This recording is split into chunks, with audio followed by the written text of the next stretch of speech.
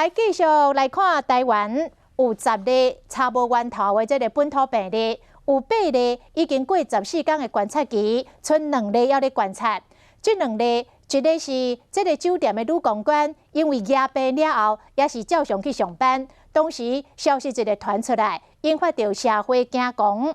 疫情指挥中心嘛，针对这位女公关亲密的接触者，21个人全部来做采检，结果拢是阴性，拢无感染。另外一个是第336例，迄个社区的女保全，到昨暝12点，嘛已经过14天的观察期，今仔日并无新增加的病例，所以女保全这案嘛算是结案咯。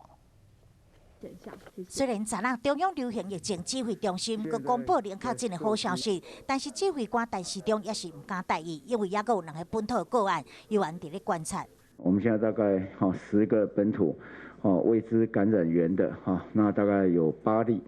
已经过了我们14天这样的一个观察期，那有2案仍然在我们这里的一个高度警戒的